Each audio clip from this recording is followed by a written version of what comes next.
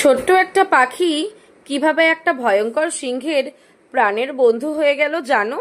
Hello ছোট্ট বন্ধুরা, গল্প দিদির আসরে তোমাদের স্বাগত। আজকের গল্প সিংহ আর ছোট পাখি। জঙ্গলে একদিন এক সিংহের দাঁতে কাঁটা আটকে যায়। ব্যথায় সে গর্জন করতে লাগলো। সবাই ভয় পেয়ে পালিয়ে গেল, কিন্তু এক ছোট্ট রঙিন পাখি সাহস করে এগিয়ে এলো। পাখি সিংহের দাঁতের ভেতর থেকে কাঁটাটা টেনে বের করে দিল। সিংহ স্বস্তির নিঃশ্বাস ফেললো আর বলল, তুমি ছোট্ট হলেও আমার সবচেয়ে বড় উপকার করলে। আমি সারা জীবন তোমার বন্ধু হয়ে থাকবো।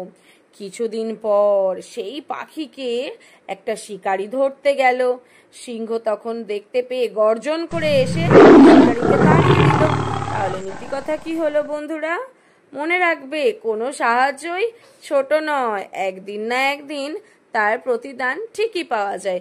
যদি গল্প ভালো লেগে থাকে প্লিজ চ্যানেলটা সাবস্ক্রাইব করো আর লাইক শেয়ার কমেন্ট করতে ভুলো না। Thank you.